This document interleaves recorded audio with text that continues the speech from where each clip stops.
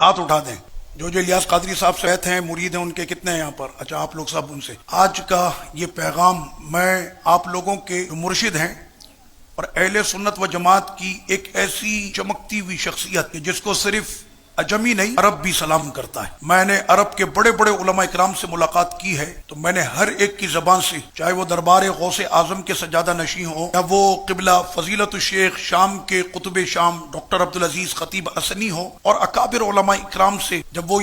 ہم ان سے یہ کہتے ہیں کہ ہمارا تعلق پاکستان سے ہے، ان کا پہلا یہ سوال ہوتا ہے کہ امیر اہل سنت مولانا الیاس قادری صاحب دامت برکات القدسیہ سے آپ کی ملاقات ہوئی ہے؟ تم کہتے ایک نہیں کئی مرتبہ ملاقات کا شرف ملا ہے۔ وہ کہتے کہ آپ خوش نصیب ہیں کہ اس مرد قلندر سے آپ نے ملاقات کی کہ جس نے تنے تنا پوری امت کو اپنے دامن میں سمیٹ رکھا ہے۔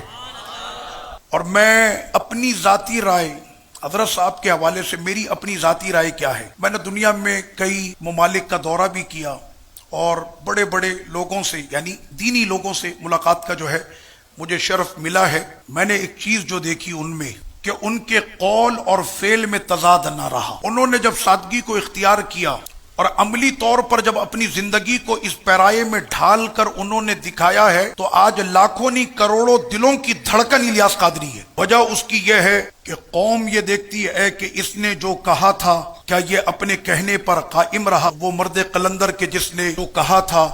وہ اپنے اس کہنے پر قائم رہا، اور چاہے تو وہ دنیا کی عیش و عشرت کے سارے سما جس کے کروڑوں چاہنے والے ہوں وہ تو اپنی پوری الگ ایک ریاست قائم کر سکتا ہے۔ عرب کے علماء کو جب پتہ چلتا ہے کہ ان کے مریدوں کی اور چاہنے والوں کی تعداد پورے جہاں میں کروڑوں میں ہے تو ان کو بڑی حیرت ہوتی ہے کہ اس زمانے کے اندر وہ پھر یہ کہتے ہیں کہ ایک اتنی عظیم شخصیت صوفیہ اکرام میں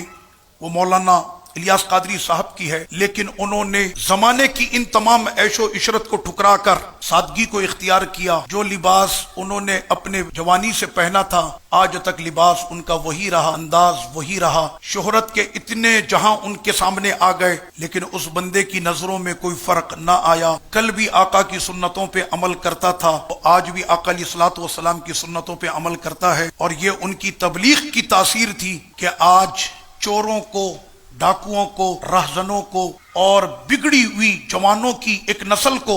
نہ صرف پاکستان میں بلکہ یورپ کے اس بگڑے ہوئے طوفان میں جس نے انقلاب برپا کر دیا اور جن کی تبلیغ کے اثر سے ہزاروں کی تعداد میں، لاکھوں کی تعداد میں جو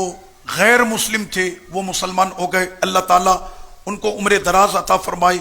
اور اہل سنت و جماعت پر ان کا سایہ رب کریم ہمیشہ سلامت رکھے، اور اسی طرح سے ان کا یہ صحرا اور یہ دین کی دعوت کا جو بیڑا ہے وہ ہمیشہ اسی طرح سے گامزن رہے، اور ہم ان کے ساتھ ایز اے خادم ہمیشہ دین متین کی خدمت اور اہل سنت و جماعت کی ترویج و اشاعت میں رب کریم ہمیں بھی حصہ ملانے کی توفیق عطا فرمائے۔